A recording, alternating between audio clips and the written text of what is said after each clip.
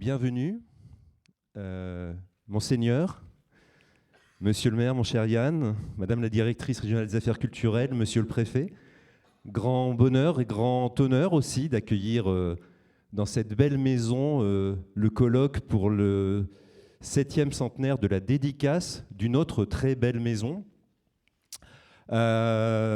Ici, voilà, vous êtes dans la Maison de la Culture qui a été inaugurée en septembre 2021. Donc une toute nouvelle maison qui accueille, qui essaie et qui réussit à être ouverte 7 jours sur 7. Et on accueille beaucoup de monde, près de 100 000 personnes l'an dernier. Et c'est pour ça qu'on est aussi ravis d'accueillir ce genre de manifestation et ce colloque qui va se dérouler sur 2 jours. Et vous êtes dans la salle Gabriel Monet, dont vous savez qu'il fut le premier directeur de la première maison de la culture qui a été construite en France. Donc encore une fois, merci de votre présence. Très heureux de vous accompagner pendant 2 jours et très heureux d'avoir découvert ce programme dont la richesse me laisse à penser que vos travaux seront réellement aussi lumineux qu'intéressants. Je vous remercie. Monsieur le maire. Faut que je me mette là apparemment.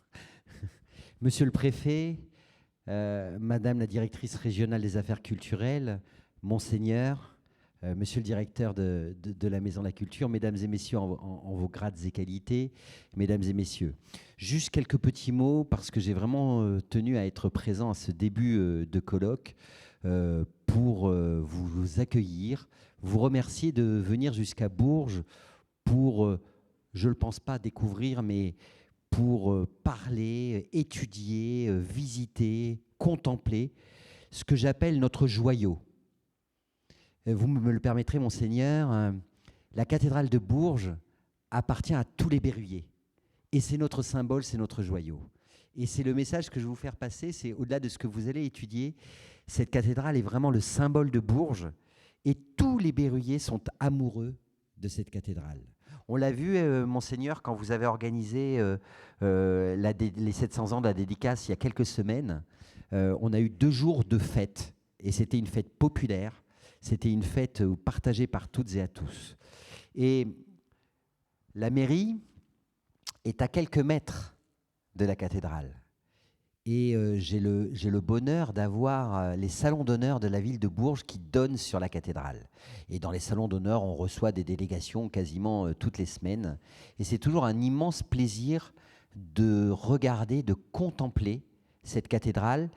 Et quand vous venez, si vous êtes déjà venu au Bourges ou si vous venez souvent à la regarder, vous verrez, elle change tous les jours. La lumière est différente tous les jours. Alors c'est une cathédrale dont nous sommes très très fiers. Elle est visitée chaque année par 500 000 personnes. C'est quand même assez impressionnant. Et je pense qu'elle fera aussi partie de l'attractivité de Bourges en 2028. Comme vous le savez peut-être pas, nous avons été désignés capitale européenne de la culture 2028 le 13 décembre dernier. Nous étions en finale avec 3 métropoles régionales d'importance. Il y avait Montpellier, il y avait Rouen, il y avait Clermont-Ferrand. Et Bourges a gagné. Et le souvenir que j'ai aussi de cette victoire, c'est 2 lieux principalement. Quand vous êtes candidat pour être capitale européenne de la culture, vous présentez un dossier qui fait une centaine de pages. Vous plaidez devant un jury composé de 12 membres, dont 10 Européens, et vous accueillez le jury dans votre ville. Et Monseigneur, vous le savez, nous avons bien entendu commencé la visite du jury européen au pied de la cathédrale. Alors leur grand regret, je vous le dis, c'est qu'on n'a pas pu, pour des raisons de timing, puisqu'ils ils arrivaient à 9h pile, ils repartaient à 18h pile. Et donc on les a accueillis, on a fait le tour de la cathédrale, et le timing était tellement serré qu'on n'a pas pu leur faire visiter, parce qu'on savait que s'ils rentraient dans la cathédrale, ils n'en ressortiraient pas dans le temps imparti. Et donc, le jury nous a dit, nous reviendrons parce que nous voulons, que vous gagnez ou pas, ils nous ont dit, nous reviendrons parce que nous voulons voir ce joyau-là. Et donc, on a commencé la déambulation avec le jury européen à la cathédrale pour la terminer ici, dans ce lieu. Et vous savez, mesdames et messieurs, je vais vous dire une petite anecdote. c'est que malheureusement, vous savez toutes et tous ce qui s'est passé à Paris avec Notre-Dame. Et d'ailleurs, le film de Notre-Dame brûle de Jean-Jacques Hano sur ce drame a été tourné en grande partie à la cathédrale de Bourges. Donc on reçoit aussi des productions cinématographiques. Mais quand la cathédrale de Paris a brûlé, quand il y a eu d'autres cathédrales qui ont été victimes des flammes dernièrement, je peux vous dire que le maire de Bourges que je suis, et je pense que c'est totalement partagé par Monseigneur Beau, ça l'est aussi par Madame la Drac, Madame la BF, le préfet, eh bien on s'appelle parce qu'on a eu des alarmes incendies, donc on travaille aussi à la sécurisation de la cathédrale, mais tout ça pour vous dire que pour nous, c'est une chance incroyable pour la ville de Bourges d'avoir cette merveille. Donc bienvenue à Bourges, bons travaux, et moi je suis ravi de vous accueillir. Merci beaucoup. Je crois que c'est monsieur.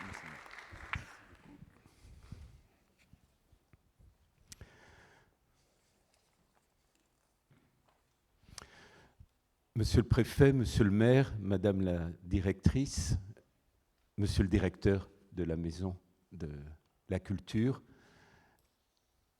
mesdames et messieurs, voilà que aujourd'hui s'ouvre la dernière séquence des festivités du 700e anniversaire de la dédicace de notre cathédrale Saint-Étienne de Bourges. Et à l'ouverture de ce colloque, je voudrais d'abord remercier tous les acteurs de cette belle fête qui a marqué plusieurs mois et qui a marqué l'histoire de Bourges et le rayonnement aussi de la cathédrale de Bourges.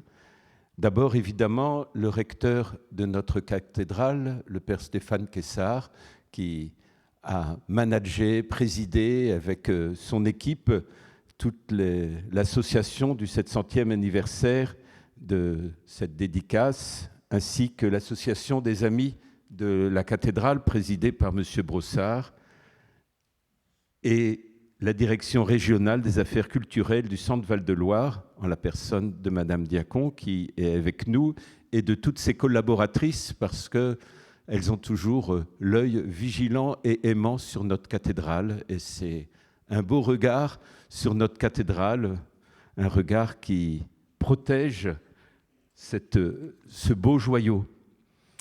Je voudrais aussi avoir une pensée particulière, puisque ce colloque est dédié à la mémoire de Philippe Bardeleau, conservateur des antiquités et objets d'art du Cher.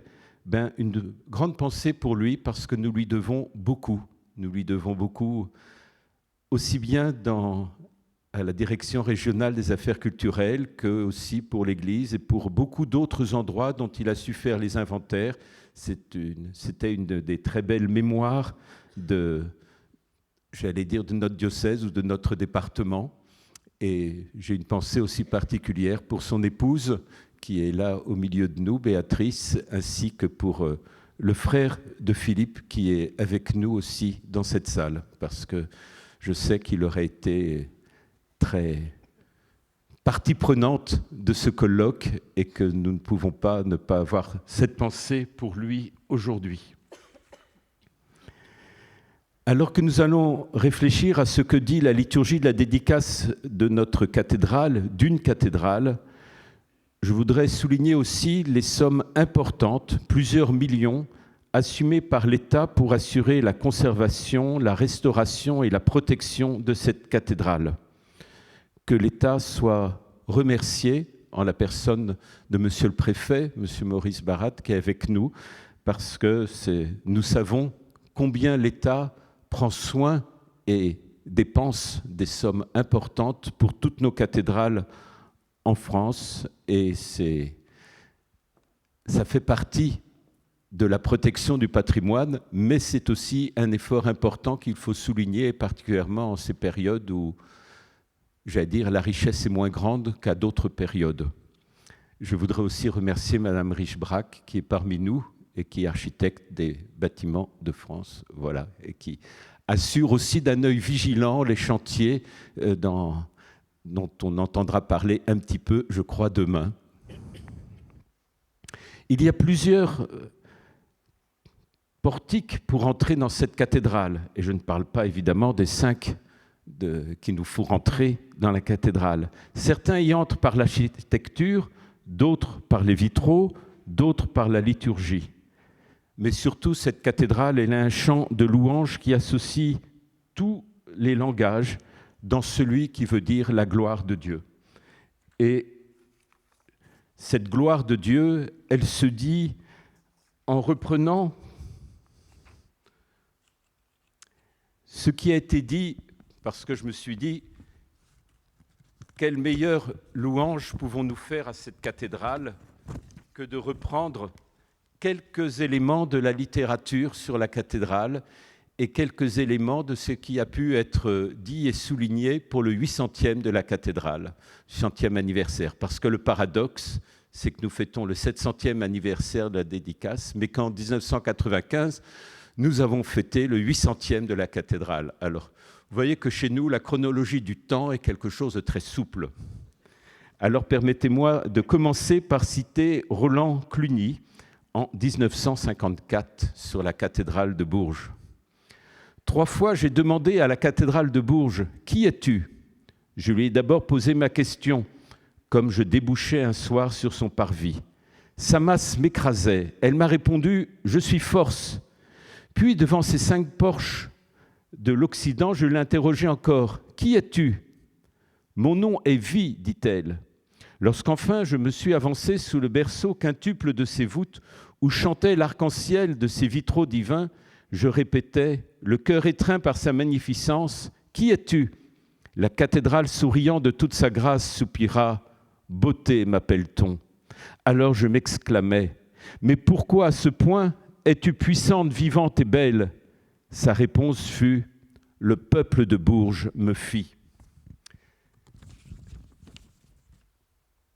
Mais permettez-moi de reprendre en dialogue de cette citation Honoré de Balzac.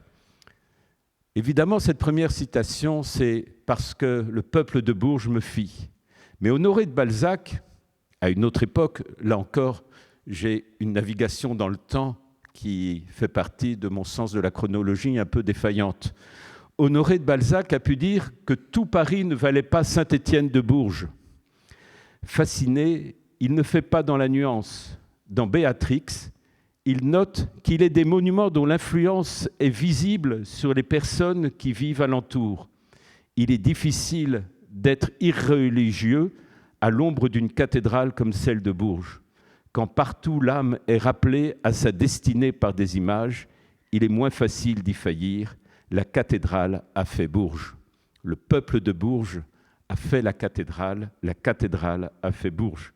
Quelle belle alliance entre la cathédrale et la ville de Bourges. Dans peu de temps, en 2028, Bourges sera la capitale européenne de la culture. Alors, certes, c'est la première fois que Bourges est capitale européenne de la culture, je crois. Pas forcément la dernière, mais en tout cas la première. Il faut commencer. Mais du coup, je me rappelais Bourges comme capitale religieuse de la France. Oh, certes, peut-être direz-vous que j'exagère un petit peu, mais non, quand même, jamais. Je pense alors aux conciles qui se tinrent à Bourges. D'abord celui de 1225 qui avait réuni 14 archevêques, 113 évêques, 520 abbés et porteurs de procuration des chapitres. À ce concile, il y avait celui qui deviendrait bientôt Saint Antoine de Padoue. Et le rythme des conciles sous Charles VII continua ainsi. Et en l'espace de 20 ans, de 1432 à 1452, 5 conciles nationaux se réunirent à Bourges, et le plus célèbre est celui de 1438.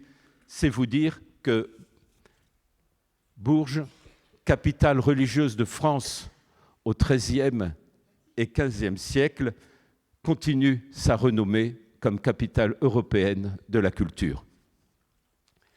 Une cathédrale, c'est effectivement la résidence sacrée du Christ Eucharistie. C'est le temple de Dieu.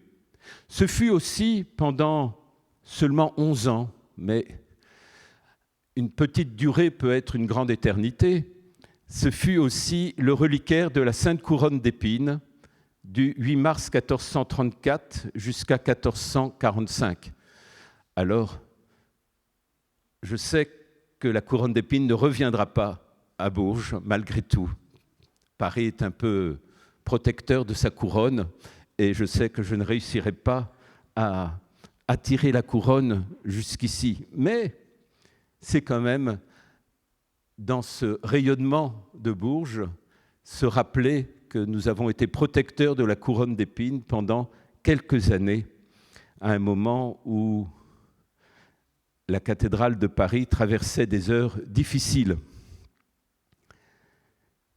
Les cloches de Bourges ont sonné. Ils ont sonné pour le glas, pour les heures douloureuses.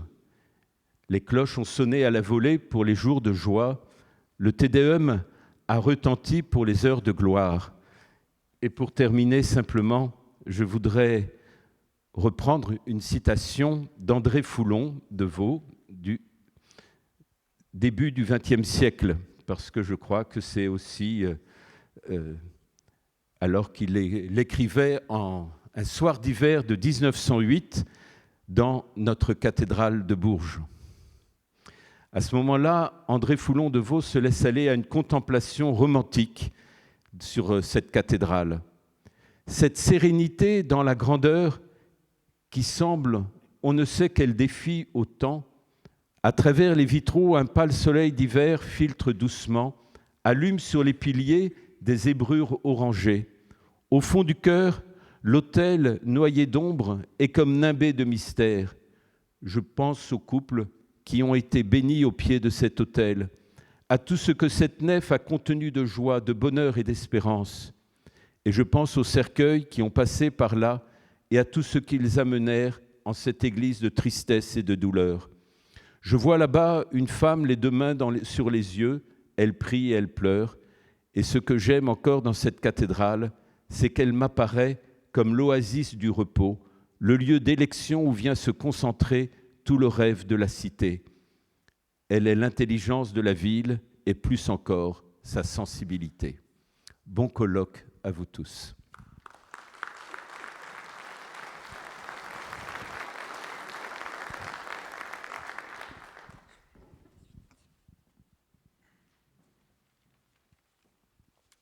Merci, Monseigneur. Vous m'entendez? Oui. Monseigneur, Monsieur le Préfet, Monsieur le Maire, Mesdames, Messieurs les élus, Mesdames, Messieurs les collègues du ministère de la Culture, Mesdames, Messieurs les amoureux de la cathédrale Saint-Étienne de Bourges. Lorsque, parcourant notre beau territoire français, nous pouvons constater qu'il est orné d'une multitude d'églises et de cathédrales, nous pouvons être tentés de penser que Dieu est un riche propriétaire foncier ou immobilier. Ça n'est pas tout à fait ça. Depuis 1906, l'État est propriétaire des 87 cathédrales dont le clergé est affectataire. Et depuis 1912, le sous-secrétariat d'État aux Beaux-Arts, devenu depuis lors ministère de la Culture, s'en est vu confier la responsabilité. Cette responsabilité est exercée sur le territoire de chaque région par les services présents du ministère de la Culture, regroupés sous le nom de Direction régionale des affaires culturelles, et en particulier au sein des DRAC par le service en charge des monuments historiques. Cette responsabilité consiste en réalité à en prendre soin. Et en région Centre-Val-de-Loire, la DRAC prend soin de 5 cathédrales, qui sont les 5 édifices majeurs de ce beau patrimoine français. Notamment, l'un des fleurons de ces cathédrales étant constitué par notre cathédrale bien-aimée Saint-Étienne de Bourges. Alors, que veut dire prendre soin ? Prendre soin, c'est d'abord assurer l'entretien et la sécurité.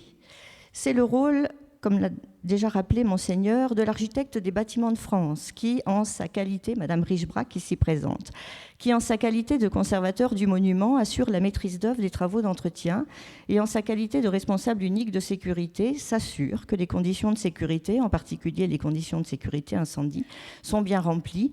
Elle le fait bien sûr avec l'appui d'autres services de l'État en charge de ces problématiques de sécurité. Prendre soin, c'est aussi prévoir, faire réaliser, financer des travaux de plus grande ampleur. Et en effet, les DRAC sont, l'État est généralement le seul financeur des gros travaux de restauration et de conservation de ce type d'édifice, à l'exception de quelques mécénats, qui est bienvenu, certes, mais qui existent d'une manière plus ponctuelle et sur des opérations particulières, généralement, par exemple, pour la restauration d'orgues ou de vitraux. Ces travaux importants, le ministère de la Culture, les DRAC, donc, les conduisent, les programmes, les financent. Et depuis les années 2000, le début des années 2000, pour ne pas remonter à l'Antiquité, la DRAC a consacré à peu près chaque année, en moyenne, 1 million par an à ces travaux de conservation-restauration, ce qui nous sommes donc proches des 25 millions à ce jour. Ces travaux portent bien sûr avant toute chose sur le bâtiment lui-même et dans ce cas-là, ils sont évidemment exécutés sous la maîtrise d'œuvre de l'architecte en chef des monuments historiques territorialement compétent. Je ne sais pas si notre architecte est présente aujourd'hui. Non, pas encore. Ben, nous le saluons quand même, bien sûr, et nous aurons le plaisir de l'accueillir prochainement. Ces travaux qui portent sur le gros œuvre, sur le bâtiment, ont été l'occasion, par exemple, pendant ces dernières années, de restaurer les porches nord et sud de la cathédrale, le portail occidental, mais aussi la charpente et la couverture du grand comble et partiellement celle des bas-côtés. Ces travaux sont également l'occasion de conjuguer de multiples compétences, celles d'architectes, bien sûr, celles de techniciens, de conservateurs du patrimoine des monuments historiques, mais aussi, donc je salue notamment mes collaborateurs et trices qui œuvrent quotidiennement à la restauration de ces bâtiments, Madame Jourdeuil ici présente, mais aussi l'ingénieur Monsieur Chauveau, pour ne citer que. J'ai également une pensée pour les collaborateurs qui œuvrent au travail strictement administratif et financier, tout aussi important et qui permet la réalisation finalement de ces vastes programmes. Ces travaux sont également l'occasion de mettre en valeur, en exergue, des savoir-faire tout à fait particuliers qui sont détenus par des ouvriers hautement qualifiés au sein d'entreprises spécialisées. En créant une forme de cercle vertueux, en quelque sorte, les travaux entretiennent les savoir-faire qui eux-mêmes garantissent la pérennité de l'édifice. Loin de ne s'intéresser qu'à l'édifice lui-même, à sa charpente, à son gros œuvre, les travaux que nous pouvons entreprendre touchent aussi et très souvent le patrimoine mobilier, les décors et les objets d'art qui sont contenus dans l'édifice. Dans ces cas-là, ils sont organisés, ces travaux, sous la maîtrise d'œuvre des conservateurs des monuments historiques présents dans nos services. Et là aussi, ils sont l'occasion de la conjugaison de multiples savoir-faire restaurateurs d'objets d'art. Et c'est ainsi que, par exemple, pour la cathédrale de Bourges, ont été restaurés des vêtements liturgiques. Et à une époque un tout petit peu plus lointaine, mais il y a quelques années, ce bien tout à fait extraordinaire qu'est l'horloge astrolabique. Prendre soin, c'est enfin étudier, produire de la connaissance, à l'occasion précisément d'études soit préalables aux travaux, soit d'analyses d'ailleurs qui peuvent avoir cours au moment du chantier, pendant le déroulé du chantier. La restauration de la charpente a été l'occasion d'analyses dendrochronologiques qui ont pu éclairer et préciser la datation de l'édifice et en particulier bien sûr de sa charpente. Produire de la connaissance, c'est aussi, cette connaissance produite plus exactement, elle va permettre d'affiner les programmes de travaux à venir, mais elle permet aussi de nourrir le récit qui est présenté au public. Et c'est là que je souhaite saluer l'action du Centre des Monuments Nationaux, dont l'une des missions est précisément de faire découvrir, de faire connaître ces édifices tout à fait étonnants et majestueux que sont les cathédrales par des visites culturelles organisées par les agents du Centre des Monuments Nationaux. Car la connaissance couplée à une perception sensible lors d'une visite peut nous aider, chacun d'entre nous, à prendre conscience qu'en réalité, nous ne sommes que des dépositaires de ce bien unique et précieux et que nous avons la responsabilité collective de le transmettre aux générations qui vont suivre. Partager la connaissance, c'est aussi l'objectif de ce colloque que nous avons souhaité organiser à l'occasion du 700e anniversaire de la dédicace. Et cette première journée d'aujourd'hui sera évidemment, comme l'a rappelé Monseigneur, consacrée à la liturgie de la dite dédicace. Mais ce temple de Dieu est aussi un temple de pierre, et les temples élevés en l'honneur de la religion sont en même temps des temples élevés en l'honneur de l'architecture. Et demain sera la journée consacrée aux travaux, aux multiples travaux déjà réalisés, mais à ceux peut-être qui sont également encore en projet.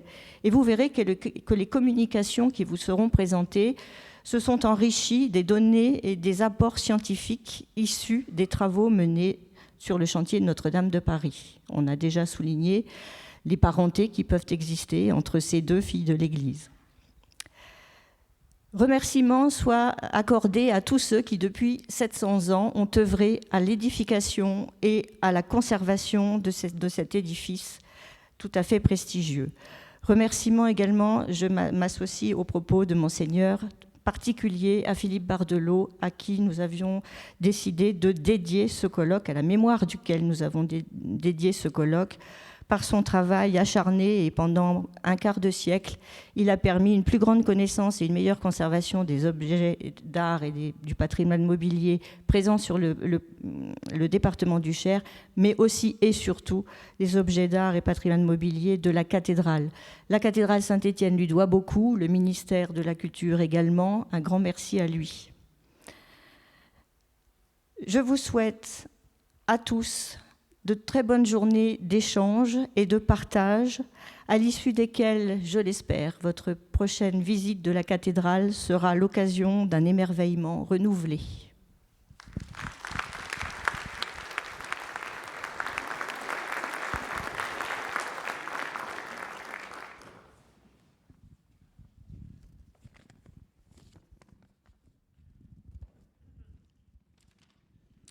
Monsieur le maire, mesdames et messieurs les élus, madame la directrice régionale Monseigneur, monsieur le directeur, madame la chef du service de l'UDAP, madame la directrice des monuments nationaux, mesdames et messieurs les représentants des associations, mesdames et messieurs les experts, mesdames et messieurs, le journal titre aujourd'hui sur un événement exceptionnel. Événement exceptionnel, j'évite à titre personnel je me méfie en tout cas de l'emploi des superlatifs et de les employer vraiment quand il le faut. Mais là, effectivement, on est dans l'exceptionnel. On est dans l'exceptionnel parce que on est à la fois sur quelque chose qui nous transporte, vous le disiez, Monseigneur, par la beauté, entre autres, mais quelque chose aussi qui nous transporte par la richesse. Par la richesse, on pourrait penser presque inépuisable. On l'a bien vu avec Notre-Dame de Paris à l'occasion de la reconstruction, sur les nouvelles découvertes qui sont faites, sur le fait de réfléchir sur les techniques employées. Et donc, en fait, finalement, aller toujours plus loin dans la connaissance, non seulement des matériaux, des techniques, mais aussi du savoir-faire des hommes, du savoir-faire qui parfois n'était un savoir-faire qui n'était pas transcrit autrement qu'oralement, avec des choses qui parfois se sont perdues, parfois se sont restées gravées dans la pierre. Donc on en redécouvre à l'occasion d'une pierre que l'on replace les témoignages. Vous dire que ce patrimoine exceptionnel, c'est un patrimoine déjà pour lequel il y a eu des reconnaissances, vous le savez, des reconnaissances à l'aune finalement de ces siècles, 2 fois déjà, pour ne pas dire 3, et j'y reviendrai après, en 130 ans. En 1862, dans un premier temps, sur la reconnaissance monument historique. On est là dans les premiers temps des monuments historiques, et Bourges est là aussi parmi les premières, et c'est bien naturel. Et puis ensuite, en 1992, bien entendu, avec le patrimoine mondial de l'UNESCO. C'est aussi une troisième reconnaissance, et finalement, il y a assez peu de monuments en France qui sont reconnus à triple titre, donc, puisque elle est doublement reconnue au patrimoine de l'UNESCO avec les chemins de Saint-Jacques. Et comment, au-delà du chemin de Saint-Jacques, ne pas reconnaître Saint-Jacques et la coquille à Bourges en plus. Donc on était véritablement là dans un cumul de réalités. En plus, nous avons eu les uns et les autres l'occasion de le découvrir et de le partager, mais le rayonnement de Bourges était un rayonnement qui allait bien plus loin, qui allait vers le sud notamment. Et ce rayonnement qui allait vers le sud, à l'époque de ses débuts et puis de sa grandeur, était véritablement quelque chose qui amenait là aussi sur ces chemins, et qui donc permettait la diffusion d'un savoir, de connaissances et d'échanges économiques également. véritablement, l'État et nous tous, nous avons une responsabilité importante et une exigence forte. La directrice régionale vient de l'indiquer, il y a d'abord une exigence de sécurité sur le bâtiment, parce qu'on n'a pas envie que le drame rencontré à Paris, on le trouve à Bourges. On n'a pas envie non plus que les affres du temps, je dirais, inexorablement minent l'édifice et feraient qu'ensuite il y ait du mal à pouvoir le conserver tel qu'on le voit aussi beau, que ce soit à travers la lumière des vitraux, mais que ce soit aussi, bien sûr, dans la solidité de la pierre. Et d'ailleurs, l'histoire de la cathédrale porte des tours qui n'ont pas pu, à un moment donné, être reconstruites à l'identique ou qui ont fait jouer l'édifice lui-même. Donc, c'est tous ces enseignements que nous devons avoir. Cette cathédrale, donc cette attention, c'est une attention qui n'est pas que celle de l'État. C'est aussi un grand travail du quotidien dans un partenariat qui est devenu une évidence, un partenariat naturel, mais qu'il faut sans cesse retravailler. Bien entendu, dans le cadre du plan de gestion de la cathédrale, mais aussi des différents secteurs de gestion que l'on doit avoir avec les acteurs que j'ai cités, avec également, bien sûr, la ville et tous les acteurs et tous les sachants. Pourquoi ? Parce que derrière tout ça, il y a la conservation du bien, bien sûr, mais il y a aussi la poursuite et la valorisation de la recherche universitaire. Parce qu'ici, on apprend pour la conservation, par exemple pour les peintures, pour les questions chromatiques qui ont en grande partie disparu, mais aussi pour ce que l'on peut faire ailleurs, parce que c'est un formidable laboratoire de savoir. C'est également le développement touristique et économique, parce que véritablement, c'est l'un des joyaux et l'un des attraits de Bourges et l'une des images à laquelle s'identifie Bourges dans toutes ses dimensions. C'est aussi l'appropriation du site et le partage de ce site entre différentes fonctions, au-delà de l'affectation religieuse. Et puis, c'est la prise en compte de ses abords, parce que la cathédrale est belle à partir du moment où aussi elle est dans un secteur qui lui-même résonne avec la cathédrale. Et donc, c'est toute l'attention que vous y portez, monsieur le maire, sur les abords immédiats et bien entendu le plan local d'urbanisme.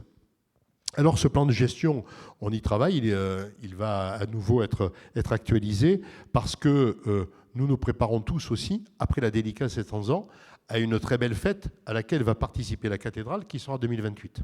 Donc, et par elle-même, mais vous le disiez aussi, par ses environnements immédiats, par la place d'Olée, par tout ce qui fait finalement résonner le cœur et le haut, la pointe de Bourges, finalement, celle qui se voit de partout, depuis tous les plateaux alentours, et qui donne le sens et le chemin là où on doit aller.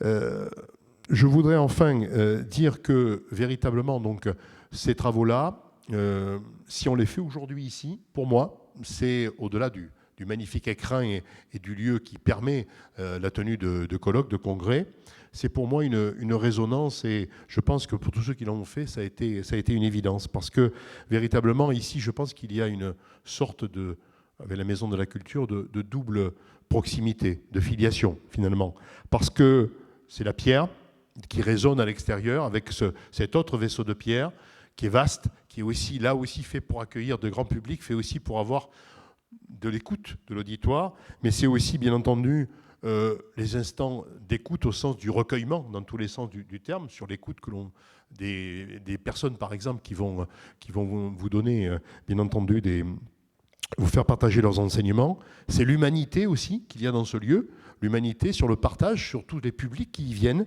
C'est aussi les voix et les chants qui portent à la cathédrale, comme à la Maison de la Culture. Et donc, je pense que, véritablement, on avait cet écrin qui était un écrin idéal. Et puis, je voudrais vous adresser à tous chaleureusement aussi les remerciements qui sont aussi, avec Christine Diacon, ceux de la préfète de région, Sophie Broca, donc, qui veille tout particulièrement, on parlait tout à l'heure des financements, donc à ce que, via le ministère de la Culture, les financements soient assurés et que nous-mêmes, nous fassions tout ce que l'on peut aussi au maximum pour que les choses soient faites, et avec, bien entendu, les partenaires et notamment la mairie que je souhaite tout particulièrement remercier.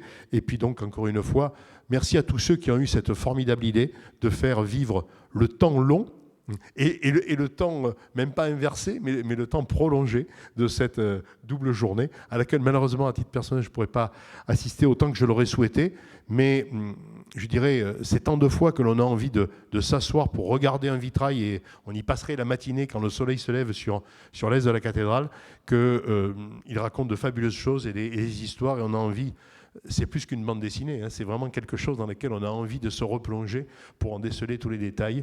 Donc, merci encore à toutes et à tous pour le formidable moment que les organisateurs nous permettent de vivre. Merci à tous.